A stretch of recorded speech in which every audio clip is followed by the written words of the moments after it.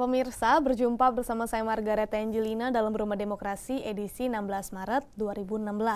Beratnya syarat calon independen dalam pemilihan kepala daerah seolah menutup peluang akan munculnya kepala daerah melalui jalur independen. Pasal menjelaskan tentang calon independen seolah hanya status agar seolah-olah pembuat undang-undang menjamin hak politik warga negara. Hari ini Rumah Demokrasi akan membahas mengenai apakah calon independen lebih demokratis? Bersama narasumber kita yaitu Bapak Muhammad Aras selaku dosen komunikasi politik.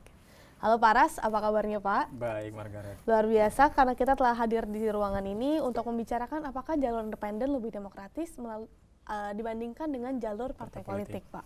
Nah, bicara mengenai hal ini, apakah Bapak sudah melihat berbagai media ataupun media sosial yang menyuarakan hal ini Pak belakangan ini melalui media massa ataupun media online mengenai calon gubernur kita yaitu Bapak Muhammad Ahok yang kembali Bapak Ahok yang ya, kembali menyalurkan dirinya melalui jalur independen. Oke, saya ralat ya, bukan Muhammad Ahok, ntar marah Pak Ahok. Ya Pak.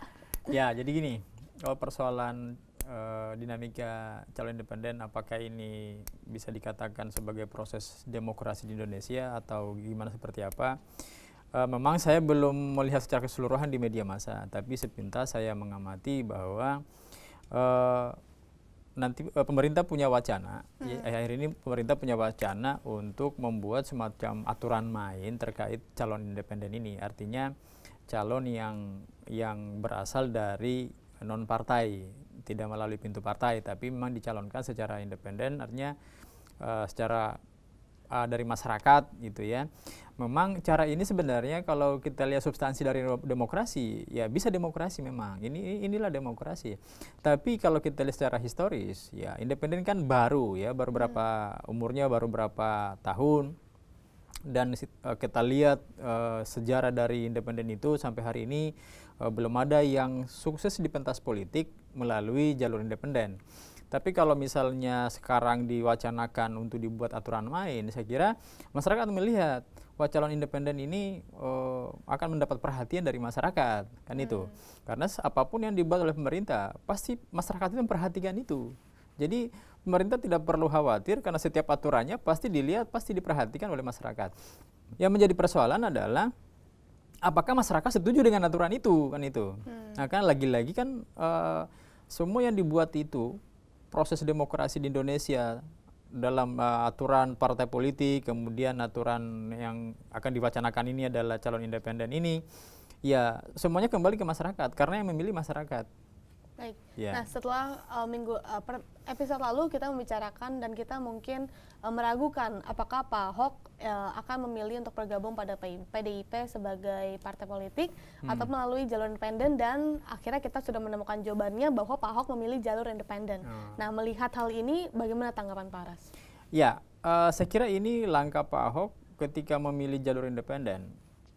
Beliau juga mungkin percaya diri karena masih banyak masyarakat yang mendukung beliau. Sekarang kita lihat kekuatan kelemahan dari jalur independen ini. Tadi saya sudah katakan bahwa secara histori kita lihat sejarah perkembangan independen ya, calon independen ya selama ini memang belum ada yang memenangkan pemilu ya. Apakah itu bupati, wali kota, gubernur sampai bahkan presiden misalnya, jalur independen belum ada yang memecahkan rekor itu. Tapi ya kita nggak tahu seperti apa ke depan. Siapa tahu Pak Ahok akan menulis sejarah bahwa beliaulah yang pertama berhasil melalui pintu jalur independen ini kan. Ya kita nggak tahu seperti apa ke depan. Tapi yang jelas lagi-lagi kan masyarakat yang memilih. Mau dari pintu partai politik pun juga tetap masyarakat yang memilih. Baik. Nah, saya kira kalau persoalan kita kembali, tadi pertanyaannya Margaret yang pertama adalah ini proses demokrasi. Saya setuju, ini adalah proses demokrasi. Artinya demokrasi itu kan ya dari rakyat, oleh rakyat, dan untuk rakyat. Artinya jalur independen kan dari rakyat, misalnya dari rakyat. Kemudian pada akhirnya juga yang memilih kan rakyat juga. Gitu. Jadi tinggal kita lihat bagaimana tingkat elektabilitas. Ya. Jadi tingkat elektabilitas konstituen atau masyarakat yang akan memilih yang bersangkutan. Jadi gimana tingkat elektabilitasnya Pak Ahok, tingkat keterpilihannya Pak Ahok itu di masyarakat seperti apa? Saya kira ini akan menjadi bidangnya, lahannya survei gitu ya. Oh ya, bagaimana meneliti tingkat elektabilitas Pak Ahok menjelang pemilu Pilkada DKI 2017. Bicara tentang masyarakat dan juga bicara tentang demokratis di Indonesia. Nah, kalau menurut Pak Hara sendiri, dengan adanya jalur independen ini, apakah menggeser dogma orang-orang mengenai kalau melalui partai politik itu lebih demokratis, lebih mewakili suara rakyat? Karena kan partai politik didirikan sebagai perwakilan rakyat pada awalnya. Lalu apakah melalui adanya jalur independen ini ada pergeseran makna dari partai politik itu sendiri, Pak? Sebenarnya nggak ada pergeseran makna demokrasi itu sendiri. Partai politik juga kan menjalankan proses demokrasi juga. Artinya menyeleksi calon independen melalui pintu partai politik. Artinya partai politik itu mengambil orang-orang yang memiliki kriteria tertentu, dalam hal ini kriteria apakah sebagai bupati, sebagai wali kota, sebagai gubernur, bahkan sebagai presiden. Jadi ada kriterianya. Ini dilihat tingkat elektabilitasnya individu yang bersangkutan, figur yang bersangkutan.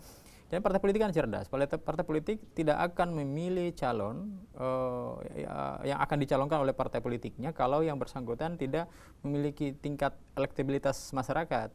Karena ibarat ini, orang tidak mau naik di perahu bocor kan itu. Jadi partai politik tidak mau mencalonkan orang yang memang tidak memiliki elektabilitas dari konstituen, dari masyarakat. Jadi orang yang disukai masyarakat misalnya gitu kan. Misalnya saya kasih contoh, Margaret sangat disenangi oleh warga DKI Jakarta.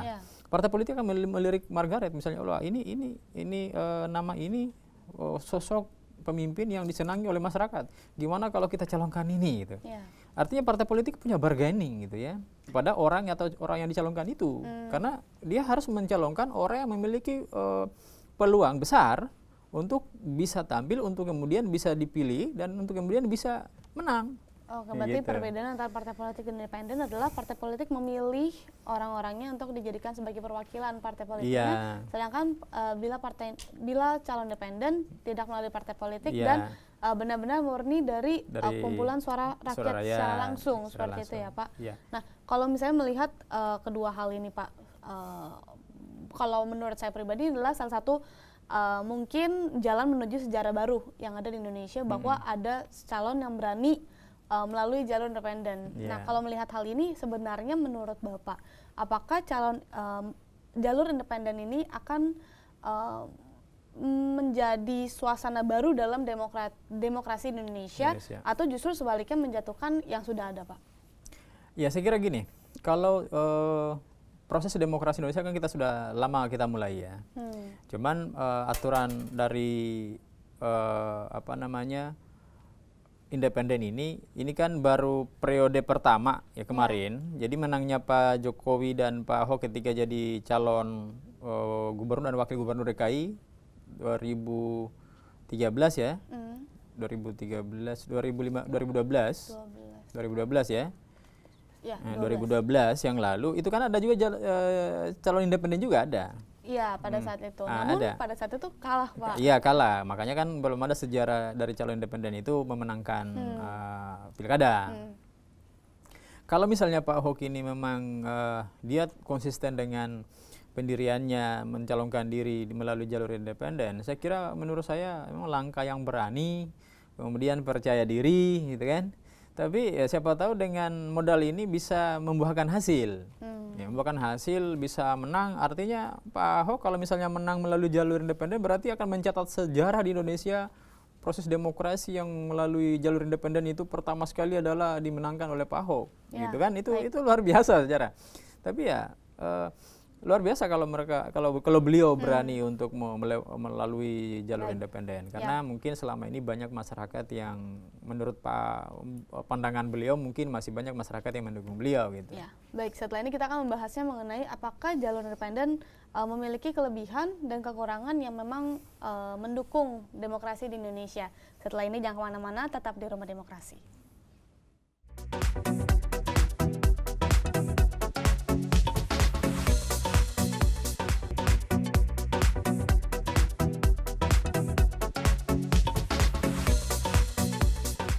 Terima kasih pemirsa karena Anda masih menyaksikan Rumah Demokrasi. Paras, kita lanjutkan dengan pertanyaan yang tadi terpotong. Ya. Sebenarnya kalau dari jalur independen ini lebih banyak kekurangannya atau lebih banyak kelebihan ataupun keuntungannya, Pak, dibandingkan dengan jalur partai politik? Oke, sebenarnya kalau kita lihat kelebihan kekurangan sebenarnya belum bisa diukur. Kenapa? Karena kan kita belum lihat seperti apa fenomena yang ada di masyarakat melalui jalur independen ini gitu kan. Kemudian kita sulit mengukurnya karena belum ada parameternya gitu ya, parameter keberhasilannya. Nah, terkait masalah ini, tapi paling tidak kita bisa memflashback, kita kembali ke 2012 di mana DKI pernah ada calon independen ya. Toh juga memang sama sekali tidak mendapatkan perhatian banyak dari masyarakat. Jadi sangat kecil persentase keterpilihannya gitu. Artinya hal ini kan masyarakat belum familiar. Jadi kelemahannya adalah karena masyarakat belum familiar, belum tahu mereka jalur independen itu apa. Oleh karena itu, kalau memang pemerintah mewacanakan akan ada aturan mainnya untuk calon independen ini, saya kira memang penting untuk disosialisasikan kepada masyarakat. Disosialisasikan gitu ya. Karena toh juga masyarakat yang memilih. Kalau masyarakat dari awal mereka bingung, pada saat mereka menentukan pilihan juga bingung mau pilih siapa. Nah, ketika mereka merasakan kebingungan pada saat memilih, mereka akan memilih sesuatu yang familiar aja. Ya, biasa aja ya kita pilih yang ada terlintas di pikiran mereka, misalnya Pak Ahok misalnya, atau yang lain, yang terlintas aja gitu. Jadi ini kan sangat konvensional, sangat yang terjadi di masyarakat gitu loh. Inilah fenomena yang ada di masyarakat. Oleh karena itu kalau memang jalur independen ini sebagai proses demokrasi yang sesungguhnya misalnya, saya kira memang pemerintah harus mensosialisasikannya kepada masyarakat. Karena jujur aja di 2012 itu masih banyak masyarakat yang bertanya, apa sih jalur independen itu? Ini calon dari independen yang siapa sih? Apa sih independen itu kan itu? Nah, artinya kalau mereka bertanya sama-sama mereka yang sama-sama nggak tahu, kan itu mereka juga bingung.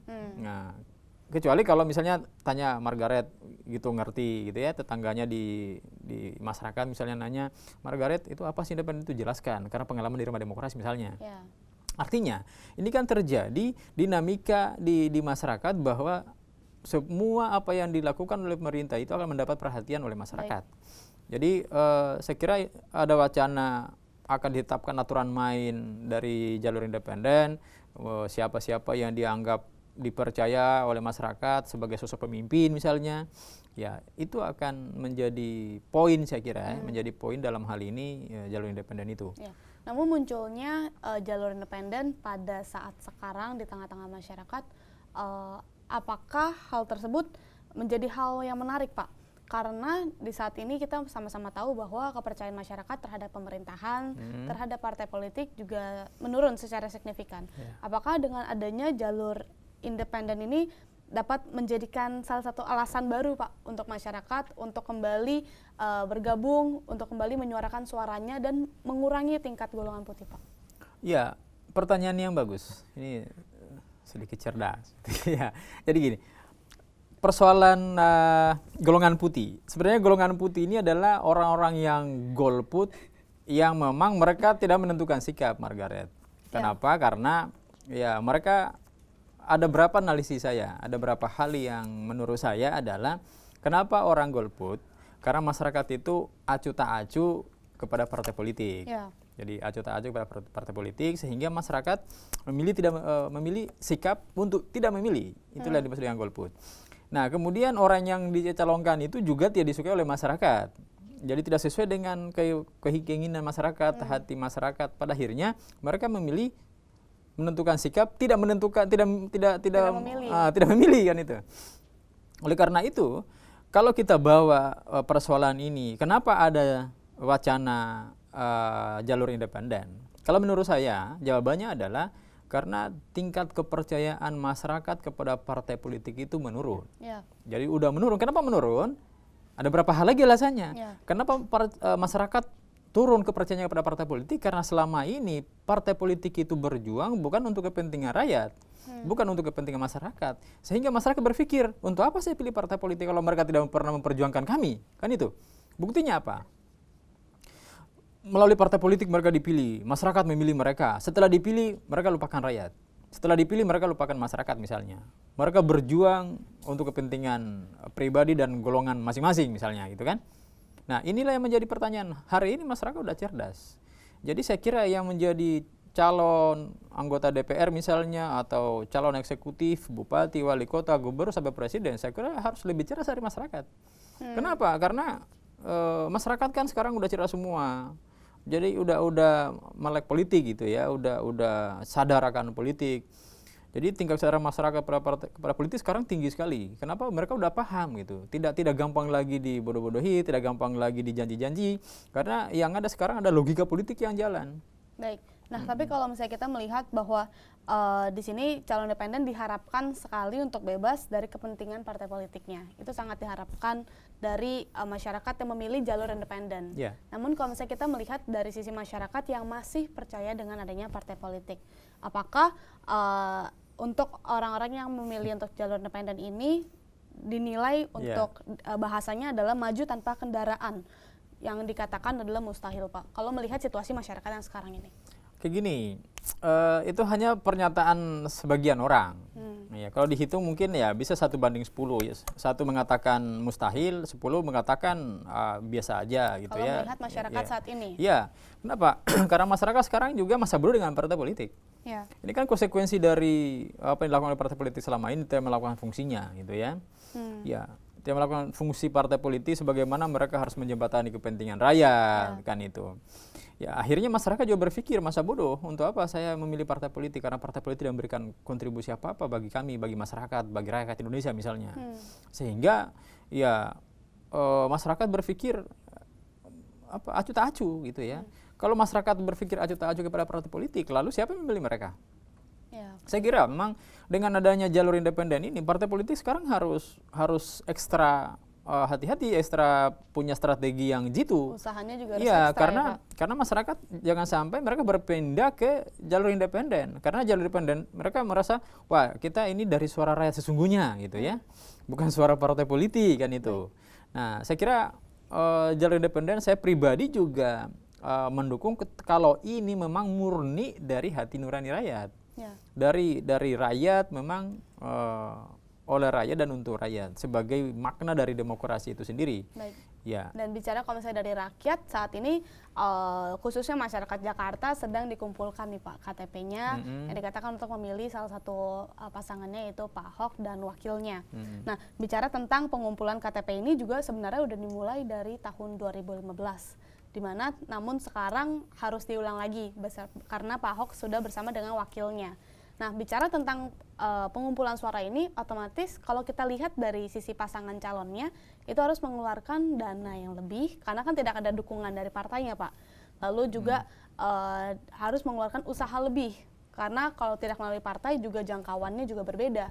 Nah, kalau misalnya Bapak melihat hal ini, apa yang harus dipersiapkan, Pak, sebenarnya dari calon independen? Oke, saya kira gini, Margaret. Persoalan dana, bagaimana bisa melewati ini semuanya, karena jadi gini, partai politik jangan salah, partai politik itu juga bukan semata-mata memberikan kontribusi persoalan anggaran, dana, kos politik kepada figurnya. Justru figur itu juga menyumbang ke partai politik gitu. Iya, anggota-anggota DPR itu juga yang calon DPR itu, calon legislatif itu juga mereka sebelum terpilih mereka juga punya sumbangan ke partai politik.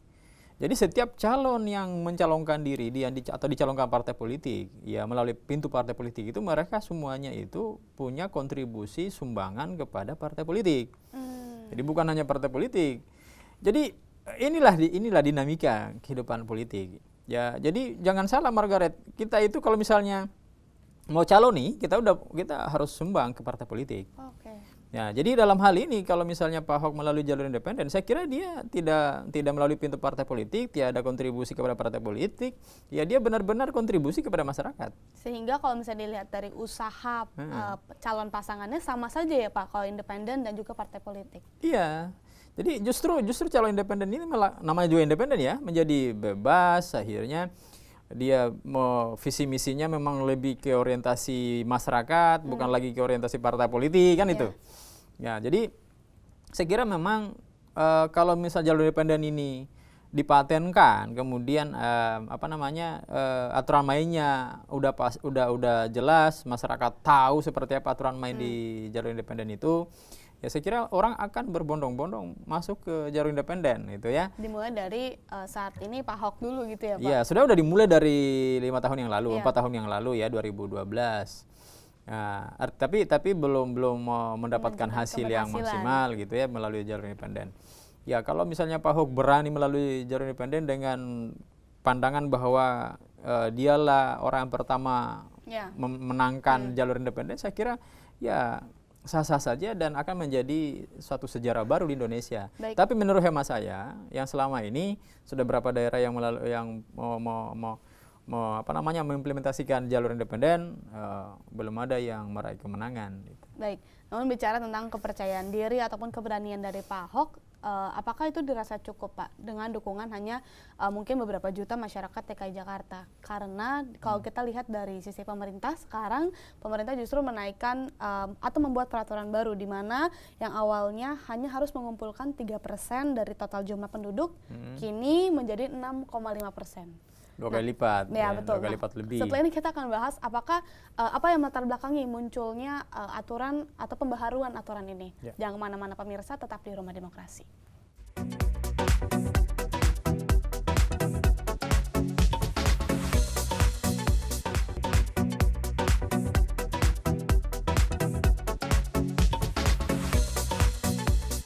Terima kasih pemirsa karena Anda masih menyaksikan Rumah Demokrasi. Pak Ras, melanjutkan pertanyaan yang tadi. Yang tadinya peraturannya hanya 3% dari warga setempat menjadi 6,5%. Nah, tanggapan Bapak mengenai peraturan ini seperti apa, Pak? Ya, ini memang sedikit aneh ya menurut saya, karena aturan dulu yang ditetapkan dan berlaku pada pemilu untuk DKI 2012 yang lalu masih 3% ya.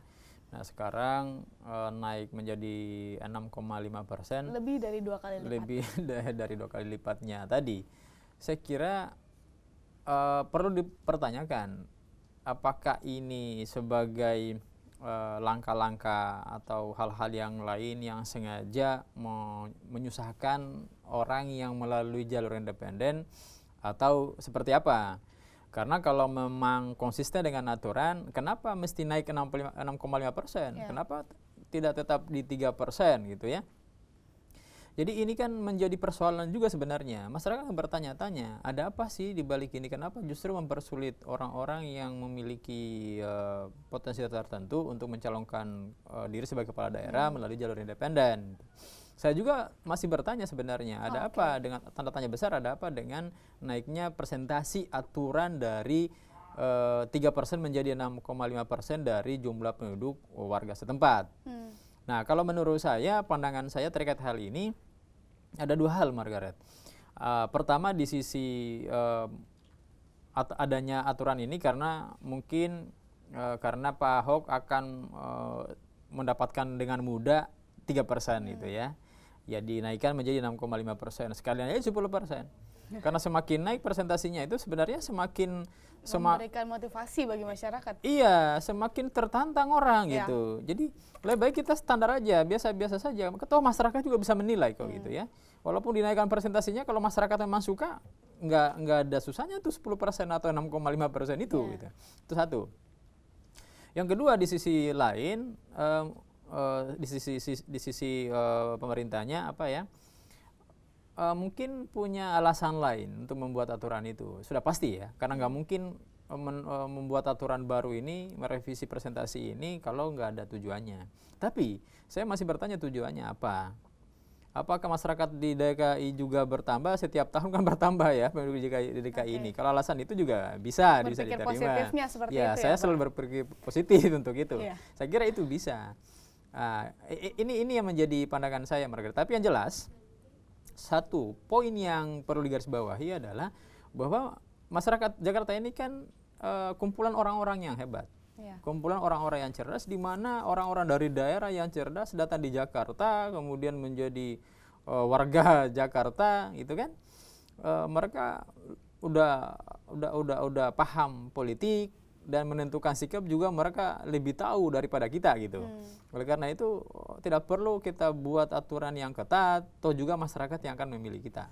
Namun kalau ini hanya pikiran saya saja ya Pak. Ya. Namun apakah memang dengan perubahan aturan ini berhubungan dengan partai politik Pak, yang mungkin sudah merasa perlu was-was atau dengan yang lainnya karena adanya jalur independen ini?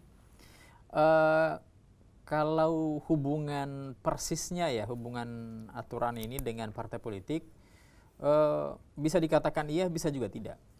Kalau jawabannya iya, yang buat aturan itu kan dari partai politik juga sebenarnya. Misalnya DPR yang buat aturan, kan mereka dari partai politik.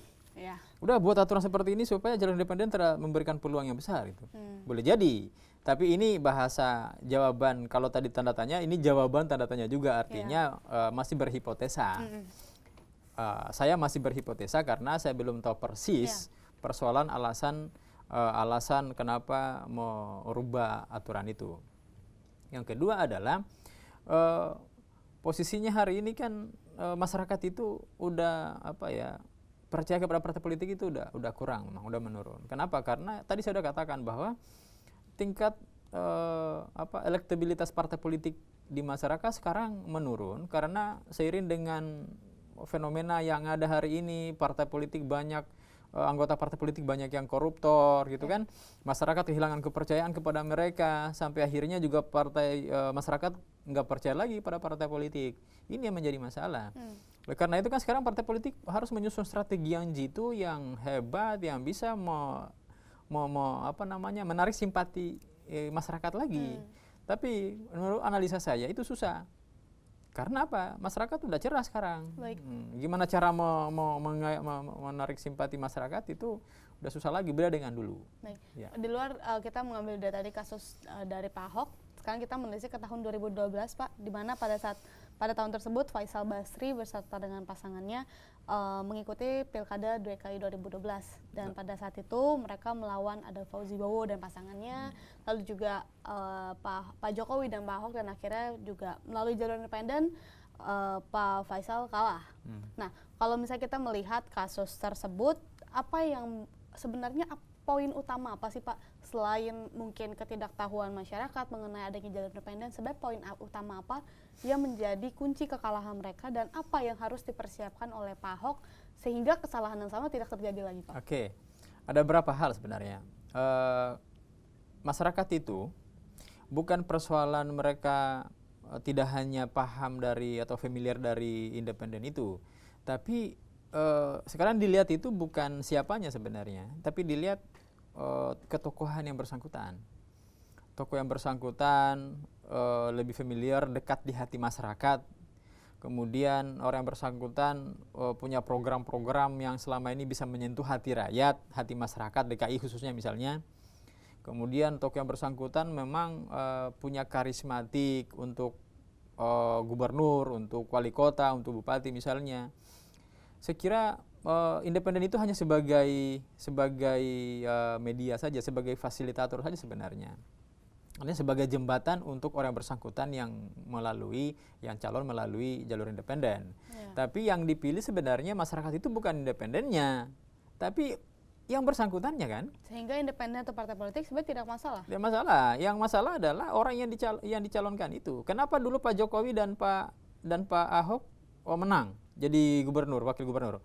Bukan partai politik yang dilihat, tapi ketokohan yang bersangkutan.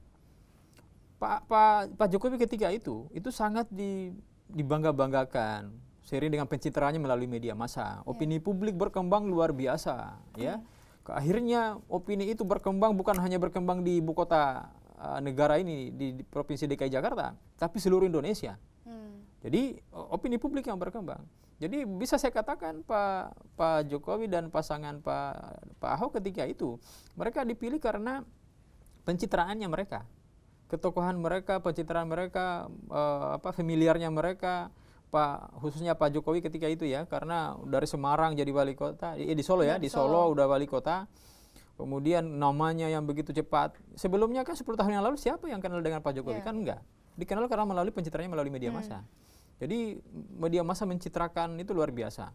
Sampai akhirnya karena masyarakat merasa kayaknya ini sosok pemimpin yang kalem ya, yang humble, yang dekat sama masyarakat dengan ala belusukan misalnya. Itu kan strategi komunikasi politik. Sehingga dapat dikatakan pada tahun 2012 lalu bukan jalurnya Bukan, menjadi bukan, masalah, bukan. namun kedekatan antara pasangan dengan masyarakatnya yang menjadi Iya. Kekalahan dari Betul. Faisal Basri saat itu. Betul. Jadi masyarakat, Pak Faisal siapa? Baik. Kan itu. Jadi masyarakat bertanya seperti itu. Ya, kita lihat secara logika politik aja. Ya. Kita memiliki sesuatu, memang orang yang bersangkutan kita dikenal, kemudian terkesan selalu memberikan kontribusi yang nyata kepada masyarakat. Waktu itu Pak Jokowi kita lihat buktinya. Karena belusukannya itu masyarakat melihat, wah ini kayaknya sosok pemimpin yang bisa memimpin DKI Jakarta. Baik. Belusukannya setelah terpilih misalnya nggak belusukan lagi misalnya gitu ya. Hanya pada akhirnya dipilih jadi presiden. Tapi setelah jadi presiden nggak belusukan lagi misalnya. Ini misalnya Margaret gitu ya. Baik Pak Aras. Nah kalau tadi bila dikatakan bahwa jalur independen atau partai politik tidak menjadi masalah dalam awal pemilihannya. Namun bila kalau misalnya kita melihat ada kesalahan atau kasus terhadap calon pasangan ini, kalau melalui partai politik kita bisa mempersalahkan atau mengkaitkannya dengan partai politik. Namun bila jalur independen, siapa yang harus bertanggung jawab, Pak? Ya, jalur independen itu karena ini datangnya dari masyarakat. Pertama, ini kan saya belum tahu persis sebenarnya aturan main dari jalur independen itu. Karena siapa yang bertanggung jawab, siapa yang akan menerima tanggung jawab itu, siapa bertanggung jawab pada siapa. Kalau jalur independen itu kan sebenarnya ada komitenya sebenarnya, ada komitenya yang memfasilitasi itu. Yang bertanggung jawab komitenya itu bertanggung jawab pada siapa? Kepada masyarakat, ya, pada masyarakat. Jadi datanya dari masyarakat, kemudian kembali kepada masyarakat. Jadi ini memang tanggung jawabnya adalah tanggung jawab bersama masyarakat sebenarnya. Itu jalur independen itu. Ya, jadi karena ini datangnya dari masyarakat, ya mau nggak mau kita kembalikan kepada masyarakat. Kalau partai politik calonnya yang bersangkutan dia bertanggung jawab pada partai politik. Tapi partai politik tidak sampai kepada masyarakat. Padahal juga masyarakat, partai politik dan calon yang melalui partai politik kan dipilih oleh masyarakat juga. Nah sekarang tinggal masyarakat melihat jalurnya lewat mana yang gampang nih, jalur independen ataukah lewat partai politik yang misalnya tidak jelas tanggung jawabnya gitu. Ya kalau independen kan jelas memang ya kalau diadili ya masyarakat yang adili gitu kan. Baik. Nah setelah kita berbincang panjang, saat ini saya mau balik ke pertanyaan awal saya Pak. Menurut Bapak, apakah calon independen lebih demokratis dibandingkan melalui jalur partai politik? Jangan dijawab dulu karena setelah ini yang kita bahas lebih lanjut. Jangan kemana-mana pemirsa, tetap di Rumah Demokrasi.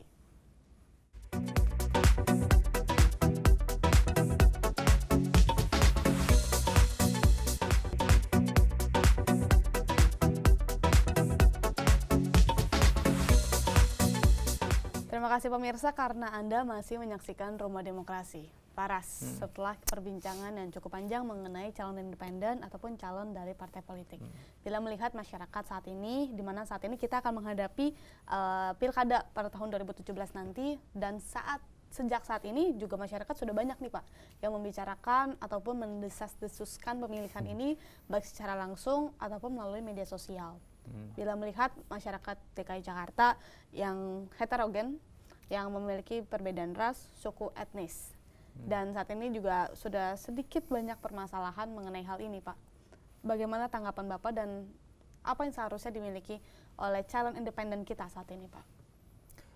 Iya, jadi gini, dalam kepemimpinan politik itu sebenarnya tidak bisa kita bawa-bawa ras, etnis, suku, ya. Karena urusan politik ini kan urusan usaha untuk mencapai kehidupan yang lebih baik. Artinya ketika orang memaknai politik itu sebuah usaha untuk kehidupan yang lebih baik, artinya semua orang dari suku, ras, agama, etnis manapun pasti maunya akan lebih baik kan. Demikian pula itulah yang dimaksud dengan politik sebenarnya, suatu usaha warga masyarakat untuk mencapai kehidupan yang lebih baik.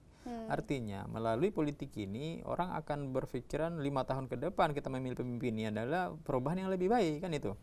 Jadi tidak bisa kita bawa-bawa masalah ras, etnis, suku, ya, apalagi kita bawa-bawa nama agama, kasihan agama sampai kita konflik gara-gara itu gitu kan. ya semua agama juga mengajarkan orang untuk baik kan itu. Nggak ada agama yang mengajarkan tidak baik gitu. Nah, oleh karena itu ya menurut saya ya masyarakat udah pintar memilih sih siapa yang terbaik bagi mereka yang memimpin. Ya, siapa yang terbaik buat masyarakat dipimpin selama 5 tahun ke depan. Itu kita percayakan kepada masyarakat itu sendiri tanpa kita melakukan black campaign atau hal-hal yang mengagitasi ya. Jadi mengagitasi masyarakat jangan sampai terjadi itu karena masyarakat sendiri udah tahu siapa yang sesuai hati mereka, setiap masyarakat, setiap orang yang akan dipilihnya gitu ya. Ya, artinya persoalan agama, persoalan ras, etnis, suku dan seterusnya itu tidak perlu tidak perlu diungkapkan sebenarnya. Karena itu udah dalam hati semua orang gitu. Ya siapapun yang memimpin kalau masyarakat pilih ya nggak ada alasan karena masyarakat yang pilih kan itu. Jadi saya sih tidak mau membahas itu. Saya lebih senang persoalan ini kita kembalikan kepada setiap orang karena setiap orang punya agama, punya punya suku kan itu. Jadi ini akan kembali kepada warga itu sendiri karena jujur saja di Jakarta ini kan kumpulan ras, etnis, suku, agama ada semua di Jakarta ini. Jadi ini kan hal yang sensitif. Baik. Jadi hal-hal yang sensitif tidak perlu dipersoalkan, tidak perlu dibahas karena memang negara ini negara majemuk karena itu sebagai salah satu sumber kekayaan Indonesia adalah kemajemukan. Sehingga hendaknya masyarakat kita yang heterogen ini memang tidak hanya harus pintar memilih tapi juga harus pintar memisahkan ya Pak antara kepentingan pribadi dan juga kepentingan umum yaitu khususnya kepentingan politik saat ini. Nah, saya juga penasaran Pak, sebenarnya menurut sosok Pak Muhammad Aras, gubernur seperti apa sih Pak yang memang cocok untuk memimpin DKI Jakarta, entah itu dari partai politik ataupun dari independen Pak? Ya, bukan sosok Pak Aras sebenarnya. Kalau sosok saya sih berarti jadi pemimpin nih, tapi amin ya. Nah, maksudnya sosok pemimpin menurut saya gitu ya. Sosok Pak Aras menginginkan sosok pemimpin seperti apa? Oh iya, sosok pemimpin yang saya harapkan sebenarnya pemimpin memang yang dekat sama masyarakat. Karena gini, dekat dengan masyarakat itu bukan dekat dalam artian hanya karena ada maunya. Tapi memang benar-benar dekat dari awal dia sebelum dia mencalonkan diri, bahkan sampai mencalonkan diri sampai dia terpilih memang dekat sama masyarakat. Karena banyak tokoh selama ini, tokoh pemimpin yang bahkan calon dan dia terpilih pertama-tama sebelum dipilih dekat dengan masyarakat gitu ya. Tapi setelah dipilih dia jauh dari masyarakat. Ini yang saya nggak suka sebenarnya. Jadi sosok yang saya suka adalah memang dari dalam lubuk hati yang paling dalam yang bersangkutan itu memang orangnya dari masyarakat, dia merayat, memang dekat dengan rakyat, memang dekat itu bukan berarti hanya jalan-jalan sama ngunjungin. Memang punya program-program yang menyentuh kebutuhan masyarakat gitu loh. Jadi itulah kedekatan yang masyarakat yang mengharapkan sebenarnya. Nah itu pertama. Yang kedua adalah memang pemimpin yang humble ya. Pemimpin yang tawadu, pemimpin yang rendah hati, ya, memimpin dengan hati, bukan memimpin dengan emosi, ya, dengan hati memimpin. Setiap orang pasti emosi juga, karena kita diciptakan oleh Tuhan memang punya amarah, punya emosi, tapi kita bagaimana menyampaikan emosi itu dengan yang baik, sehingga pada akhirnya juga hasilnya baik. Karena biasanya tujuan kita baik, tapi cara menyampaikan kita tidak baik, pada akhirnya hasilnya tidak baik. Oleh karena itu, inilah sosok pemimpin yang saya butuhkan, yang menurut saya ya yang dibutuhkan mudah-mudahan juga adalah pemimpin yang dekat dengan rakyat, pemimpin yang punya program-program untuk kepentingan rakyat, bukan untuk kepentingan pribadi dan golongannya, tapi semuanya adalah untuk rakyat. Luar biasa, dan menurut saya juga inilah yang diinginkan oleh masyarakat Indonesia khususnya Jakarta saat ini ya Pak. Nah, kita harus menutup perjumpaan kita pada hari ini, namun sebelum menutupnya ada satu pertanyaan yang saya minta untuk Pak Aras untuk menjawab cepat dan hanya dengan satu kata. Apakah menurut Pak Aras calon independen lebih demokratis untuk dijalankan di Indonesia saat ini? Saya kira untuk saat ini seiring dengan waktu berapa satu kata? Satu kata. Satu kata. Iya atau tidak? Independen saya kira bisa dijawab dengan iya, demokratis. Baik, luar biasa Pak Aras, terima kasih atas perbincangan kita untuk hari ini. Luar biasa, semoga apapun pilihan masyarakat itu yang terbaik juga untuk semuanya untuk negara kita, untuk DKI Jakarta khususnya untuk menghadapi pemilihan pada tahun 2017 nanti. Dan pemirsa, dapat kita simpulkan bahwa pada hari ini kita sudah menelisik lebih jauh mengenai arti dari calon independen yang sedang kita hadapi untuk pemilihan tahun 2017 nanti. Entah itu calon independen ataupun calon dari partai politik, hendaknya diperlakukan sama. Untuk siapapun yang memilih, niat untuk membenarkan DKI seharusnya didukung, bukan dipersulit. Akhir kata, saya Margareta, Bapak Muhammad Aras, dan seluruh kru yang bertugas pamit undur diri dan sampai jumpa di Rumah Demokrasi selanjutnya. Pak. Thank you.